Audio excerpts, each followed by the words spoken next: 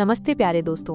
पिछले पाठ में हमने सेव मनी यानी पैसे बचाने की जादुई ताकत के बारे में जाना था। हमने सीखा था कि कैसे हमारी बचत दर हमारी आमदनी या निवेश रिटर्न से भी ज्यादा महत्वपूर्ण हो सकती है और कैसे ये हमें सच्ची आर्थिक आजादी दिला सकती है। आज हम पैसे से जुड़े फैसलों को देखने का एक और बहुत ही अनोखा और व्यावहारिक नजरिया समझने वाले हैं। हमारी किताब द साइकोलॉजी ऑफ मनी का 11वां पाठ हमें इसी नजरिए से परिचित कराता है और इसका शीर्षक है reasonable greater than rational. Reasonable rational इसका हिंदी में मतलब हुआ हमेशा पूरी तरह तर्क संगत, यानी सिर्फ दिमागी और किताबी बातों पर आधारित होने से बेहतर है थोड़ा व्यावहारिक, यानी जो असल जिंदगी में काम आए और जिसे हम लंबे समय तक निभा सके होना। ये सुनने में शायद थोड़ा उलझा हुआ लगे, पर यह बहुत ही महत्वपूर्ण बात है, खासकर जब हम पैसे और निवेश के बारे में सोचते हैं। रैशनल बनाम रीजनेबल, एक गहरा विश्लेषण। रैशनल होने का मतलब है कि हम अपने सारे फैसले एकदम ठंडे दिमाग से सिर्फ तथ्यों, आंकड़ों और गणित के हिसाब से लें, जैसे कोई कंप्यूटर या रोबोट लेता है।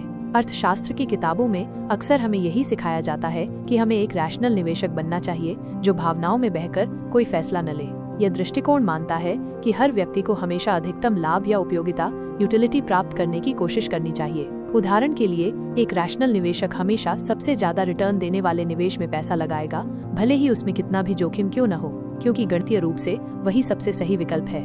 वहीं दूसरी तरफ रीजनेबल होने का मतलब है कि हम ऐसे फैसले लें जो शायद सैद्धांतिक रूप से 100% सही या सबसे फायदेमंद न हो, पर वो हमारी असल जिंदगी की परिस्थितियों, हमारी भावनाओं और हमारी आदतों के हिसाब से ज्यादा ठीक हों और जिन्हें हम लंबे समय तक बिना किसी परेशानी के निभा सकें। यह दृष्टिकोण मानव स्वभाव की जटिलताओं को स्वीकार करता है।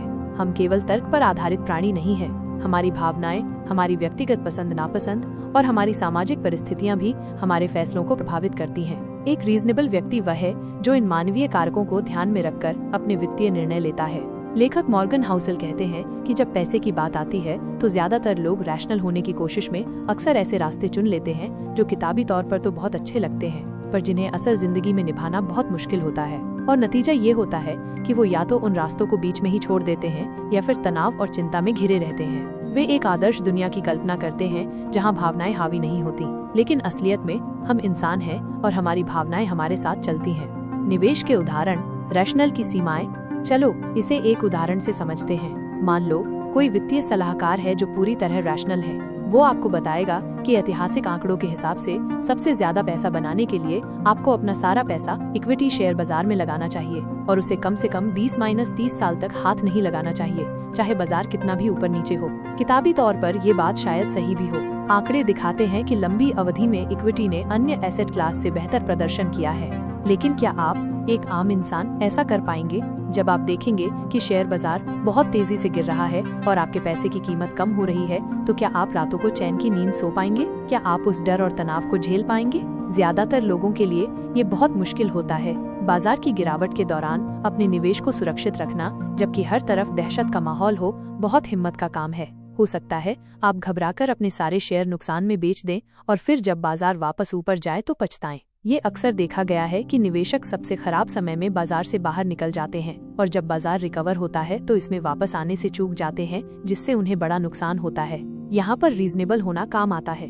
एक रीजनेबल निवेशक शायद ये सोचेगा, ठीक है, मुझे पता है कि इक्विटी में ज्यादा रिटर्न है, पर मैं उतना तनाव नहीं झेल सकता, इसलिए मैं अपने पैसे का कुछ हिस्सा इक्विटी में लगाऊंगा और कुछ हिस्सा सुरक्षित जगहों पर जैसे फिक्स्ड डिपॉजिट या बॉन्ड्स में रखूंगा, जहां रिटर्न भले ही कम मिले पर मुझे रात को नींद अच्छी आएगी। यह एक संतुलित दृष्टिकोण है जहां निवेशक अपनी जोखिम सहने की क्षमता, रिस्क टॉलरेंस को समझता है। भले ही फिक्स्ड डिपॉजिट पर रिटर्न कम हो, लेकिन यह निवेशक को मानसिक शांति देता है और उसे बाजार की अस्थिरता के दौरान घबराहट में गलत फैसले लेने से रोकता है।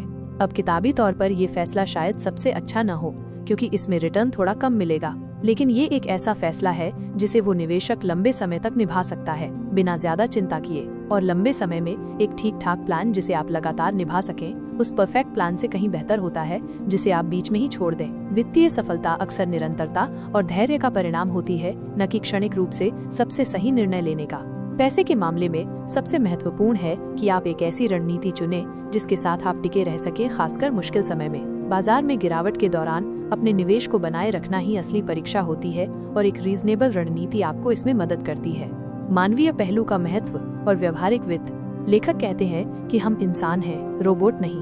हमारी भावनाएं होती हैं, हमें डर लगता है, हमें लालच आता है, हम अधीर हो जाते हैं। इन भावनाओं को पूरी तरह खत्म करना लगभग नामुमकिन है। इसलिए हमें ऐसी वित्तीय योजनाएं बनानी चाहिए जो हमारी इन मानवीय कमजोरियों को ध्यान में रखकर बनाई गई हों। ये व्यवहारिक वित्त बिहेवियरल फाइनेंस का मूल सिद्धांत है जो अर्थशास्त्र और मनोविज्ञान को मिलाता है ताकि ये समझा जा सके कि लोग वास्तविक दुनिया में वित्तीय निर्णय कैसे लेते हैं। एक और उदाहरण लेते हैं कर्ज चुकाने का। रैशनल तरीका ये कहता है कि आपको सबसे पहले उस कर्ज को चुकाना चाहिए जिस पर सबसे ज्यादा ब्याज दर लग रही हो, क्योंकि गणितीय रूप से इससे आप सबसे ज्यादा पैसे बचाएंगे। इसे अवलांच मेथड कहते हैं। ये गणितीय रूप से सबसे कुशल तरीका है क्योंकि ये आपके कुल ब्याज भुगतान को कम करता है। लेकिन कुछ लोग स्नोबॉल मेथड अपनाते हैं। इसमें वो सबसे पहले अपने सबसे छोटे कर्ज को चुकाते हैं, चाहे उस पर ब्याज दर कम ही क्यों न हो। जब वो छोटा कर्ज चुक जाता है तो उन्हें एक मानसिक जीत, साइकोलॉजिकल विन महसूस होती है। उन्हें हौसला मिलता है। फिर वो उस पैसे को अपने अगले सबसे छोटे कर्ज को चुकाने में लगाते हैं।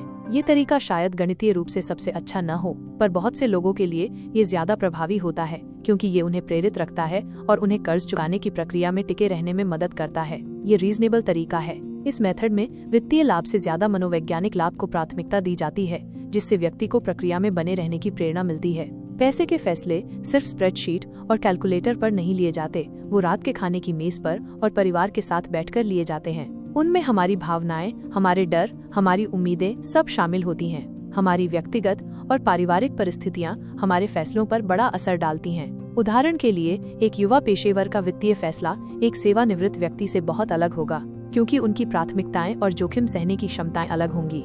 रीजनेबल होने का मतलब क्या है? रीजनेबल होने का मतलब अपनी वित्तीय यात्रा में अधिक यथार्थवादी और आत्म जागरूक होना है। अपनी नींद को प्राथमिकता देना, ऐसी निवेश रणनीति चुने जो आपको रात को चैन से सोने दे।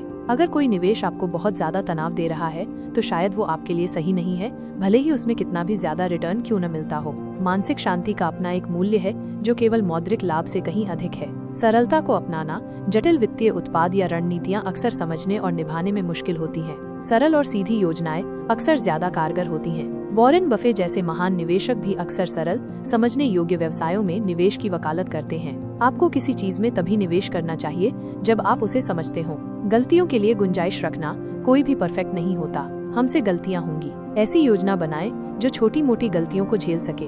वित्तीय योजना बनाते समय एक आपातकालीन फंड रखना या अपने पोर्टफोलियो में विविधता लाना यह सुनिश्चित करने का एक तरीका है कि आप अप्रत्याशित झटकों का सामना कर सकें। लंबे समय तक टिके रहने पर ध्यान देना।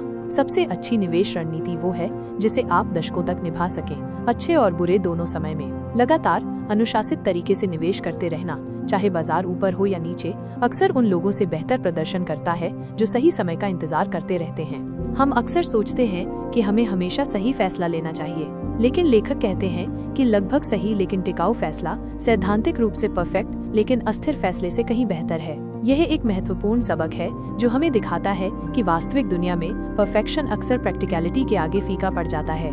जैसे व्यायाम करना। किताबी तौर पर सबसे अच्छी कसरत शायद वो हो जो बहुत कठिन हो और जिसे करने में बहुत समय लगे, लेकिन अगर आप उसे सिर्फ 2 दिन करके छोड़ दें तो उसका क्या फायदा।